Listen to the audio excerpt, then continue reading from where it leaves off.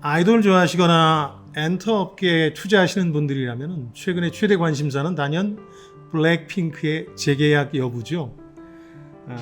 며칠간 각종 소문이 퍼지면서 이 소속사 주가도 크게 움직였는데요.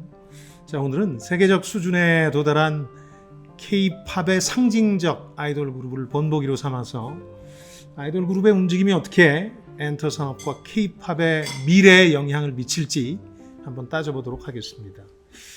블랙핑크는 결성 7년 차입니다. 올해로. 모든 아이돌 그룹은 이해가 되면 해체냐 존속이냐 기로에 서게 됩니다. 아시겠지만 2009년에 공정거래위원회가 표준 전속계약서라는 걸 제정해서 7년간 전속계약을 맺을 수 있도록 해주었습니다. 그러니까 이 7년 차가 모든 아이돌 그룹 징크스의 배경이 되는 거죠. 이런 걸 만든 이유는 분명합니다. 그간의 사전 투자를 미끼로 해서 소속사의 노예 계약 여부가 논란이 됐기 때문에 아예 정부가 7년까지는 전속 계약을 할 수 있게 한 건데요.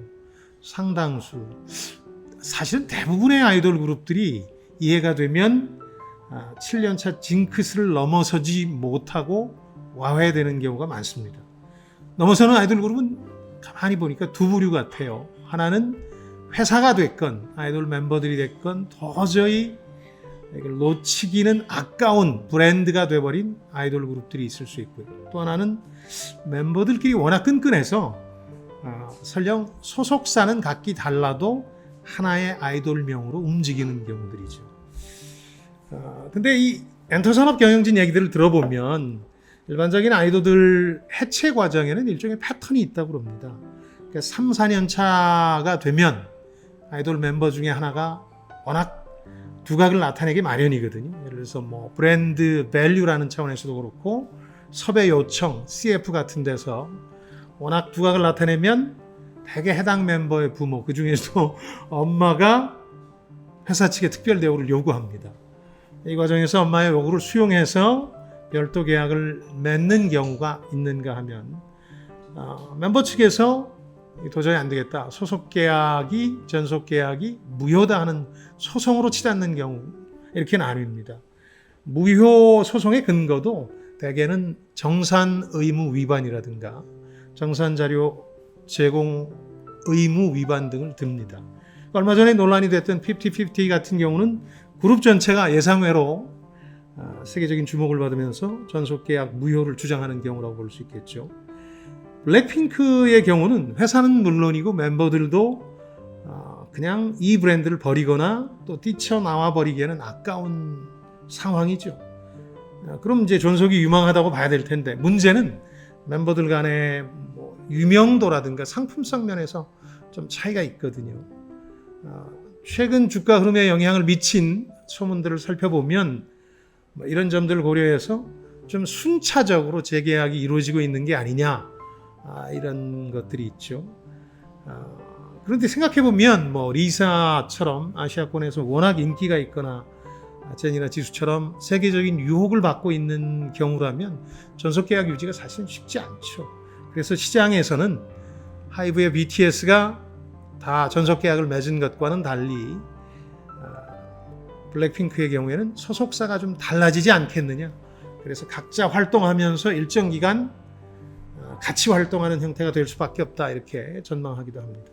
근데 과거 사례들을 보면 이런 따로 또 같이 활동이라는 게 서로 조율도 힘들고 또 팬들의 응집력도 떨어지기 때문에 성공한 사례가 많지 않습니다.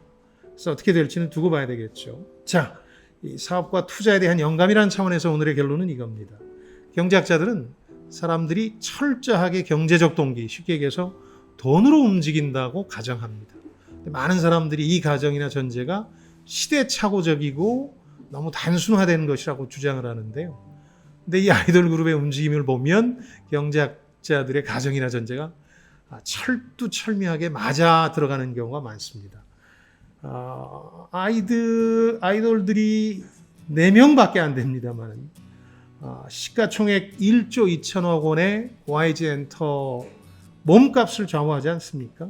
게다가 이미 지난 한 달간 주가가 8만 원대에서 6만 5천 원대로 15% 수직 낙하한 사례가 있기 때문에요. 이 블랙핑크의 재계약 여부가 상당히 관심이 쏠립니다. 첫 번째는 빅뱅 이후에 사실은 YG를 먹여 살리는 캐시카우인데 전체 수익의 80%가량 벌어들인다고 하죠. 이게 잘못될 경우에는 상당한 문제가 생기겠죠. 또 하나는 이들이 와해하느냐 존속하느냐에 따라서 K-팝 현상, 세계를 휩쓸고 있는 문화 현상도 또 다른 미래를 맞게 될 거라는 겁니다. 물론 뭐 세계 무대에 도전하는 우리 아이돌들이 계속해서 나오긴 하겠습니다만 워낙 이 월드 스테이지에서 블랙핑크는 180만 명이라는 관객을 동원한 프론트 런너이기 때문에 이들의 부재는 우리 K-팝의 일시적인 위축을 가져올 수도 있다는 생각입니다. 자, 이상 김방희였습니다. 저는 여러분들의 성공을 응원합니다.